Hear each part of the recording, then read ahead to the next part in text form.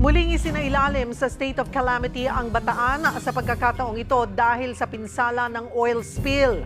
Base sa resolusyon ng Sangguniang Panlalawigan, pumalo na kasi sa mahigit 17,000 mangingisda ang naapektuhan ng langis na namataan sa mga munisipalidad ng Limay, Maribeles at Bagac. Bukod dyan, humigit kumulang 15,000 pamilya na rin daw ang nakararanas ng epekto ng oil spill sa probinsya.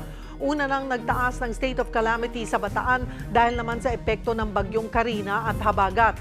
Kasabay niyan, nakatutok na ang Philippine Coast Guard sa investigasyon ng mga aligasyong iniuugnay sa mga lumubog at sumadsad na mga barko sa Bataan. Kabilang dito ang issue ng smuggling o paihi, lalo't may paunang report na nahuli ang mga tauhan ng MV Merola 1 noong January 2023 sa parehong reklamo.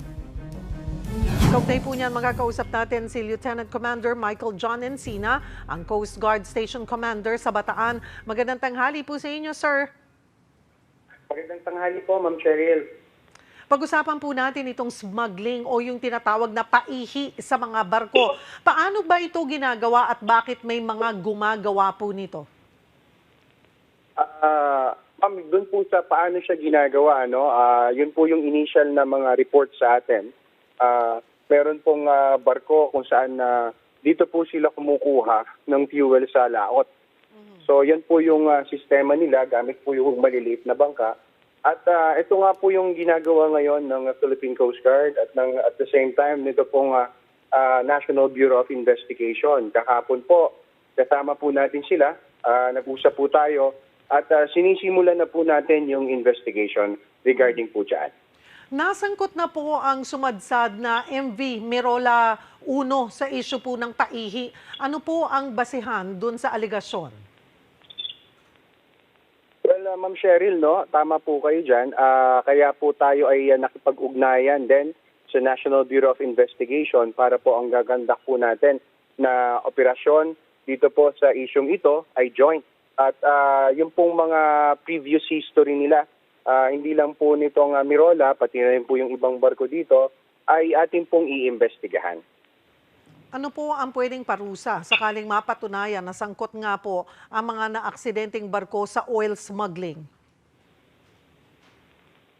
Well, Ma'am Cheryl, kung ano po yung ipa-file na kaso ng ating joint investigation team, that will boils down po dun po sa resulta ng investigation. We don't just want to preempt kung ano po man ito, Ma'am Cheryl. So, intayin po natin, magiging transparent po ang Philippine Coast Guard dito, ang National Bureau of Investigation, and we will provide you the necessary information matapos lang po namin yung investigasyon.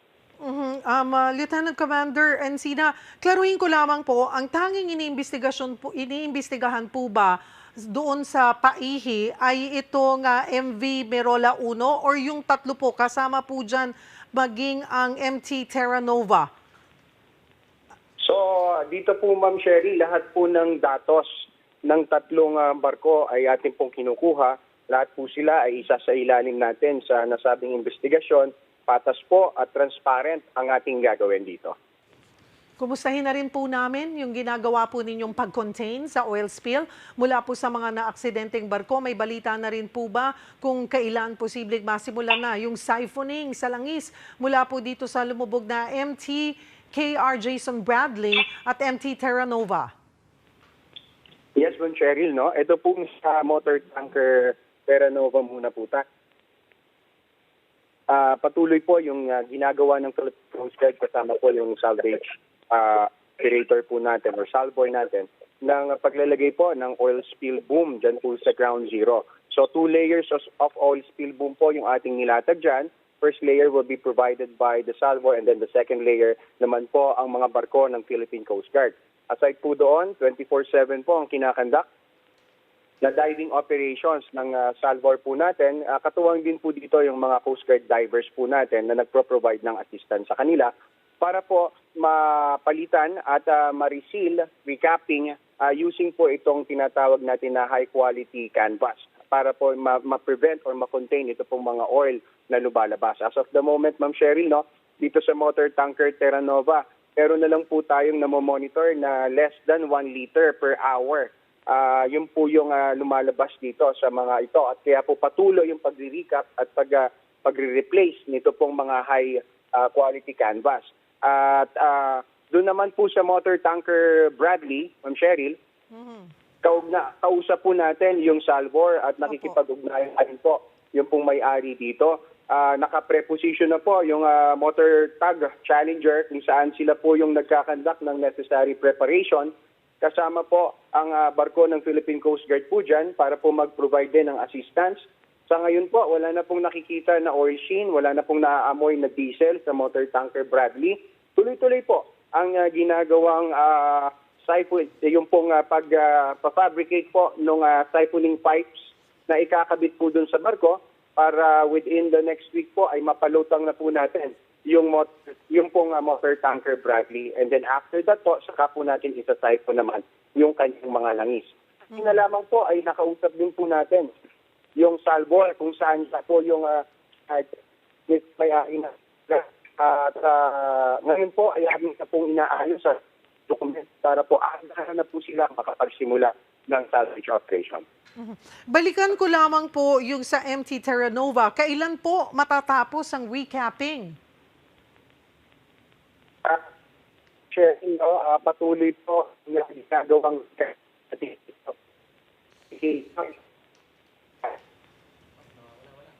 Hello, sir? Lieutenant Commander Encina? Alright, naputo lang kanyang linya. Maraming salamat, Lieutenant Commander Michael John Encina ng Coast Guard Station sa Bataan.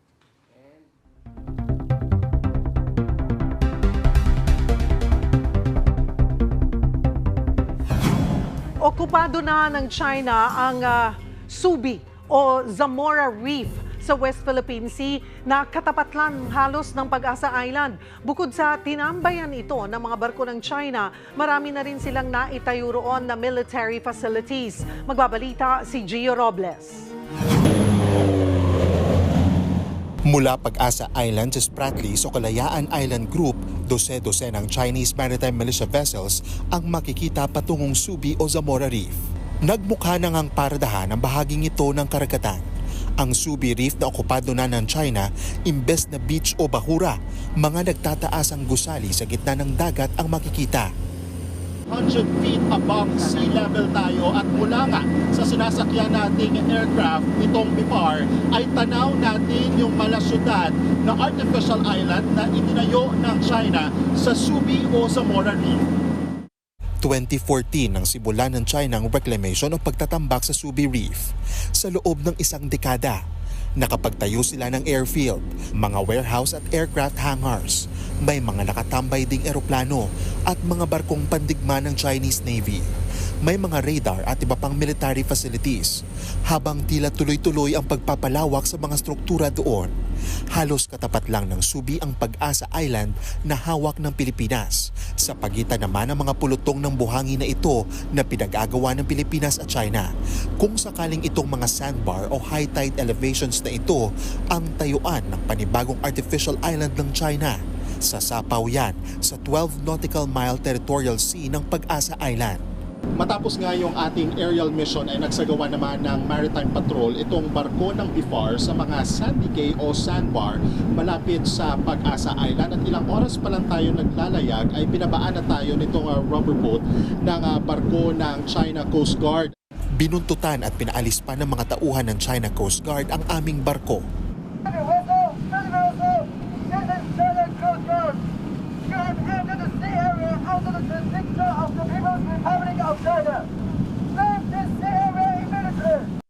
Pero iginiit ng Philippine Coast Guard ang ating karapatan.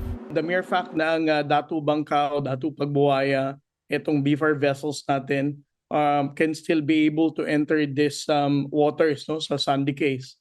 Nagpapatunay lamang ito na wala pa namang katotohanan yung sinasabing Chinese have already taken control of this Sandy Cays.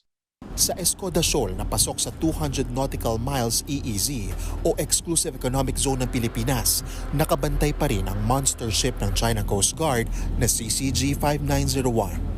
Higit 6 na beses na mas malaki yan sa pinakamalaki at pinakabagong barko ng Philippine Coast Guard, ang BRP Teresa Magbanwa. Ilang beses nitong ni-radio challenge ang mga barko ng BIFAR at PCG. Pero tuloy lang na namahagi ng libreng diesel at pagkain ang BIFAR at PCG sa mga Pilipinong mangingisda. Namataan rin ang survey ship ng China. Inaalam pa ang layunin nito. The mere fact that this falls within our exclusive economic zone, walang karapatan ang People's Republic of China na mag-conduct ng marine scientific research dito sa Escoda Shoal. No? Para sa 1PH, Gio Robles, News 5.